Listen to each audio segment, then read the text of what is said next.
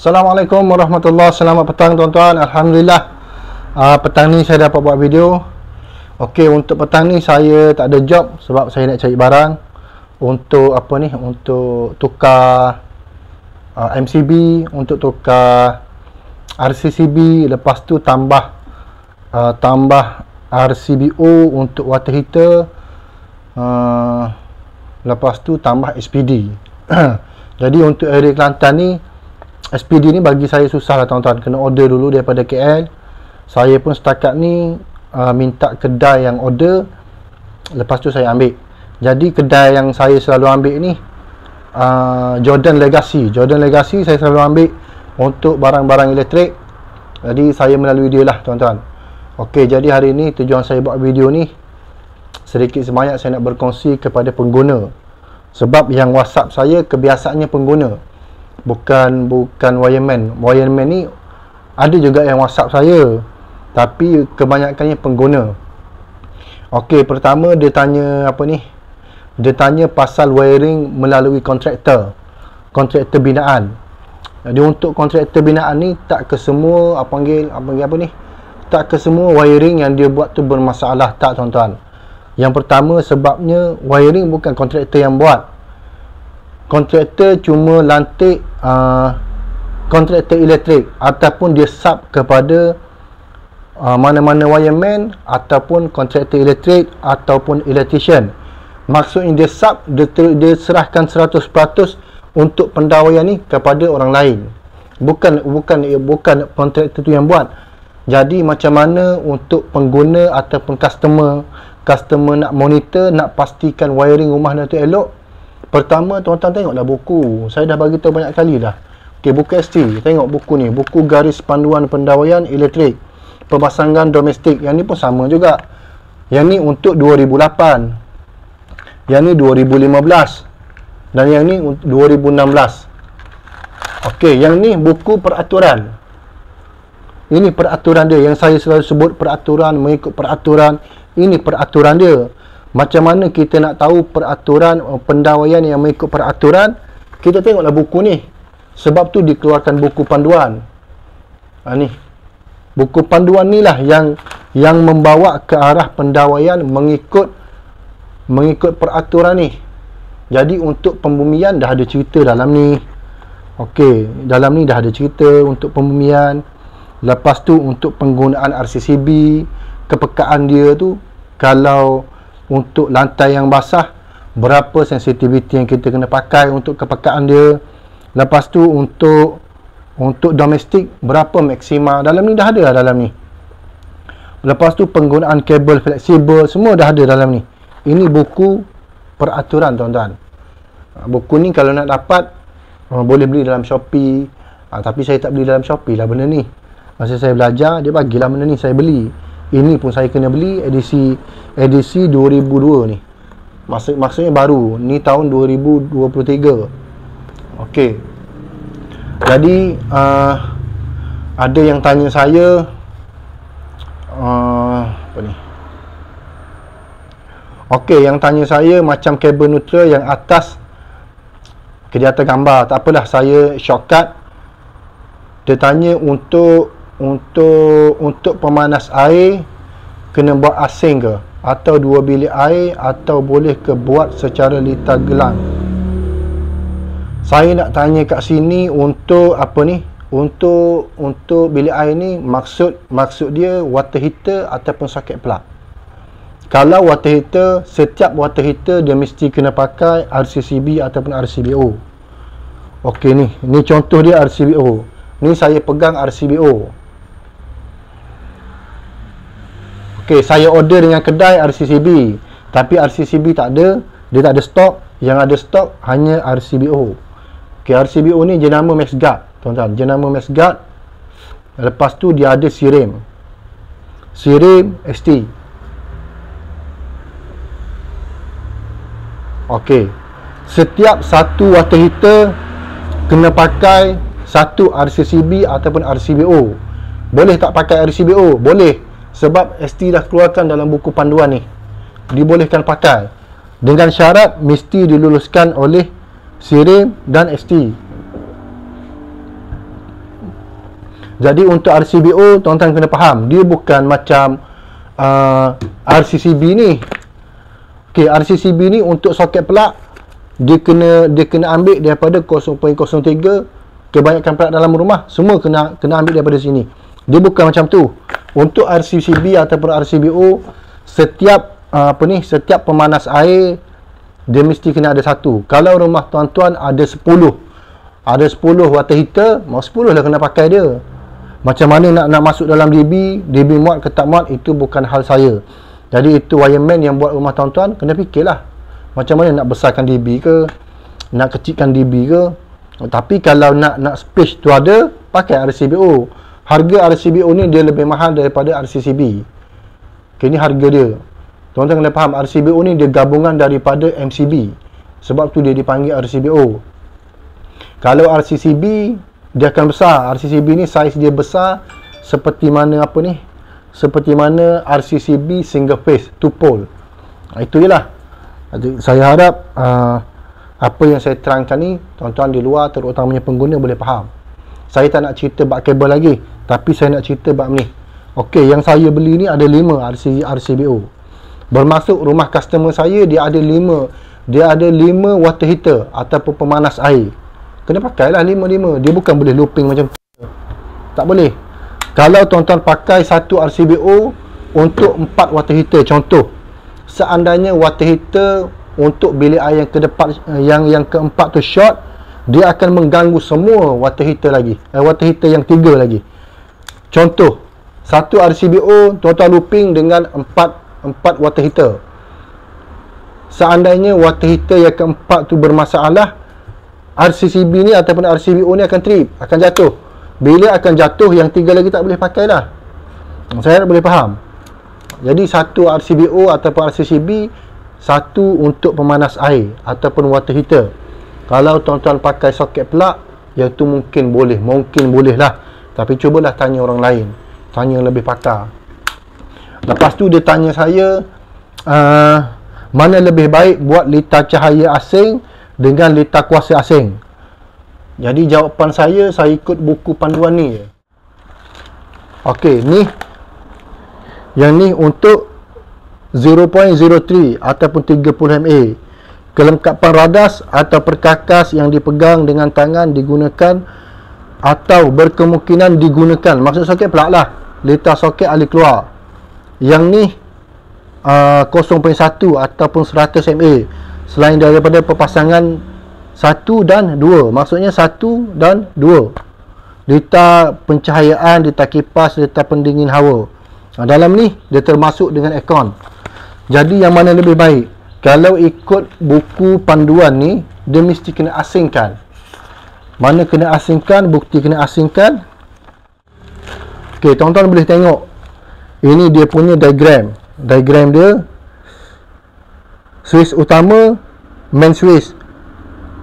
Lepas tu RCCB 100 mA. Nampak tak Okey, yang kedua dia pergi 30 mA. Ini dia. Okey. Jadi kalau ikut buku panduan ni, dia suruh pasang asing. Tapi terletak pada kos yang tuan-tuan bayar. Maksudnya pengguna lah, customer. Kalau tuan-tuan bayar dekat electrician ataupun wireman tu harga murah, takkan dia nak bagi asing. Sebab untuk harga 0.03 ni, 0.03 ataupun 0.03, dia harga dia mahal. Lebih mahal daripada 0.1 ataupun 100 mA. Sebab tu saya cakap, wiring ni jangan tengok lay kabel, nyala lampu dah nak bagi harga murah. Tak, dia tak boleh tengok macam tu. Untuk aksesori yang saya beli ni, termasuk SPD, RCCB ataupun RCBO, ni RCCB, ni dalam plastik ni berkotak-kotak lagi. Kos dia dah 1,100, tuan-tuan. Saya bagi tahu direct. Ini untuk barang. Lepas tu kos upah, kos untuk gaji staff, makan minum, minyak kereta. Takkan saya nak ambil harga modal. Sebab tu untuk dalam DB ni, harga dalam DB, bila orang bagi DB yang besar, insya-Allah dia kena follow spek yang betul. Insya-Allah lah.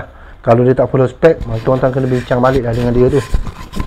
Jadi kalau kita balik kepada soalan tadi, yang mana lebih baik, buat dua-dua. Lita cahaya, lampu kipas pakai 100 mA, lita kuasa ataupun aircon pakai 30 mA. Bila tuan-tuan buat independent, buat independent ni orang panggil pecah circuit ataupun pecah lita asing-asing, wireman tu tak boleh nak tipu. Senang je jawapan dia, wireman takkan boleh tipu. Dia nak tipu macam mana tuan-tuan? Sebab untuk untuk bus bar neutral 30 mA, dia kena pergi ke lain. Untuk bus bar lita cahaya 100 mA, dia lain. Dia tak boleh nak sekali lah. Maksudnya untuk RCCB tu dah asing-asing dah, jadi tak boleh nak tipu lah. Itu je lah cara dia. Kalau wireman ataupun electrician yang buat rumah tuan-tuan macam tu, Alhamdulillah. Maksudnya pendawaian yang dia buat tu boleh dikatakan betul dan boleh dikatakan tepat. Tapi nak kata 100% betul tak boleh lagi, sebab kena check, kena buat pemeriksaan pada pendawaian. Dan satu lagi last saya nak berkongsi, untuk rumah tuan-tuan jangan pakai 0.3. Yang ni saya beli 0.03. Kebanyakan rumah saya tak nafikanlah selama saya dalam dunia elektrik, kenapa kebanyakan wireman ni kalau 3 phase dia akan pakai 0.3. Apa sebab dia sebenar? Sedangkan dalam buku ni dah bagi tahu dah. Okey, untuk 100 mA dah tulis kat sebelah. 30 mA dah tulis. 0.1 ataupun 10 mA dah tulis. Lepas tu mana 100 mA? 300 0.3 ada dia tulis kat sini. Maksudnya dalam ni, dalam buku ni pun dia tak ada tulis 300 mA. Tak ada pun 100, 30, 10. 300 mana ada? Cuba tuan-tuan cari 300. Ada tak? Tak ada 300 dalam ni. Kenapa kalau 3 phase kita pergi pasang 300? Apa sebab dia? Itu ya. Jadi yang mana wireman ataupun electrician yang lebih lebih lama daripada saya ni, cubalah komen. Saya pun nak tahu juga kenapa bila 3 phase akan pakai 300, sedangkan single phase atau 3 phase dia mesti pakai 100 maksima. Untuk domestik dia mesti pakai 100. Okey, ni 3 phase 3 fasa ni. Okey, 3 fasa. Satu 100 mA dengan switch utama 40A ataupun 60A. Okey, saya tak nak cerita yang ni. Saya nak cerita yang ni. 63A 100 mA. Lepas tu dia pergi sub DB 30 mA. Ada tak dalam rajah ni, dalam rajah yang apa ni, yang ST tunjukkan ni pakai 300, ada tak? Bab untuk sistem fasa 3 hendaklah mempunyai peranti arus baki berkepekaan tidak melebihi 100 mA. Jika tiada beban fasa 3 dalam perpasangan, adalah dicadangkan supaya dipasang 3 unit pub fasa tunggal. Ini dapat mengurangkan gangguan bekalan pada perpasangan sekiranya berlaku kerosakan pada sesuatu fasa. Okay, ada tak? Dia bagi tahu tidak melebihi 100 mA. Jadi yang wireman ataupun electrician pakai 300 mA tu, saya nak tahu dah sebab apa. Apa fungsi dia, apa kelebihan dia. Sebab apabila saya tukar, tuan-tuan, apabila saya tukar pada DB customer ataupun rumah pengguna daripada 300 pergi kepada 100 ataupun 30, rumah akan trip. Ada masalah. Sebab tu saya tanya kenapa pakai 300. Jadi yang lebih profesional, yang lebih pakar daripada saya, jawablah komen. Jadi saya nak tahu, sekurang-kurangnya pengguna, insya-Allah pengguna akan tahu. Knowledge dia akan tahu. Yang ni saya akan tukar. Semua untuk rumah customer saya akan tukar. Sebab rumah customer semua pakai 300 mA. Jadi kena tukarlah 300 mA. Kenapa nak pakai 300? Jadi untuk pengguna ataupun customer yang sedang bina rumah, sekarang ni tengah buat wiring ke, pastikan wireman tuan-tuan ataupun electrician tuan-tuan pakai 100 maksima, bukan 300. Dia mesti pakai 100. Yang saya tunjuk ni 30. Yang saya pakai ni 30. Tapi tuan-tuan pakailah 100. Kalau rumah baru pakailah 30. Cuma kalau seandainya wireman tu minta kos lebih, jadi kena bayarlah, pengguna kena bayarlah, sebab harga dia tu mahal sikit. 300 dia harga murah. Itu ya tuan-tuan. Jadi saya harap dengan perkongsian saya tu tuan-tuan bolehlah sedikit sebanyak ilmu. Tak perlu nak tanya saya pun, sebab saya bukan orang yang lebih profesional. Tak, ada ramai lagi. Cuma setakat ni saya berpandukan buku ni, buku garis panduan. Pendawaian yang saya buat, yang saya berkongsi dalam YouTube, yang saya berkongsi dalam Facebook, semua ni saya ambil daripada buku ni, buku yang telah dikeluarkan oleh ST.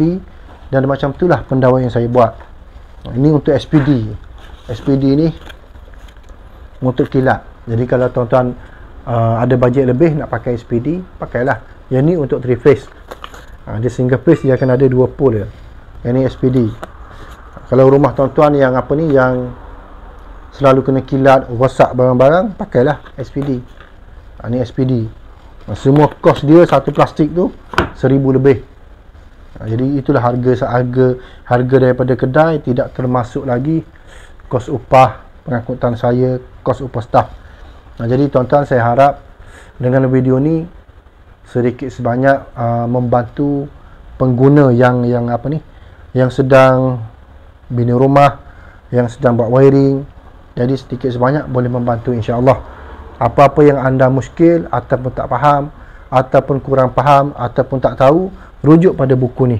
Tak perlu nak rujuk mana-mana wireman. Tuan-tuan tak perlu nak rujuk saya pun, sebab saya pun berpandukan benda ni, berpandukan buku.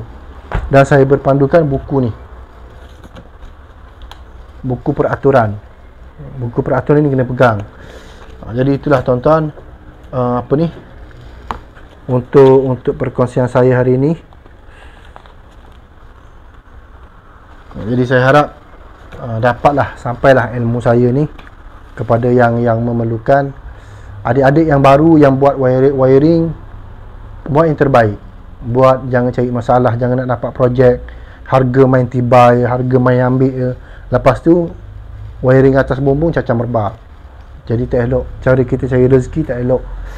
Cari rezeki tak berkat.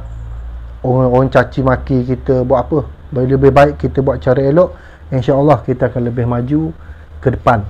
Jadi daripada saya, Zahra Engineering, seandainya ada kata-kata tutur bahasa yang menyinggung anda, saya mohon maaf. Saya cuma menyampaikan apa yang Suruhanjaya Tenaga sampaikan. Itu je, tak lebih dan tak kurang. Seandainya ada lari sikit daripada ST, itu pengalaman. Tapi setakat ni apa yang saya buat, insya-Allah saya mengikut garis panduan yang betul. Dan kalau seandainya customer tidak bermampu, sekurang-kurangnya saya ada buat bukti yang mengatakan customer ataupun owner rumah ataupun pengguna tak mampu nak buat mengikut piawaian yang ditetapkan oleh Suruhanjaya Tenaga. Jadi itulah untuk hari ini. Saya ucapkan terima kasih yang bertanya saya. Saya ucapkan terima kasih yang follow saya. Terima kasih yang berkongsi ilmu, yang beri pandangan. Sekali lagi saya ucapkan salam maju jaya kepada tuan-tuan di luar. Buat kerja dengan ikhlas, bertanggungjawab. Assalamualaikum warahmatullahi wabarakatuh.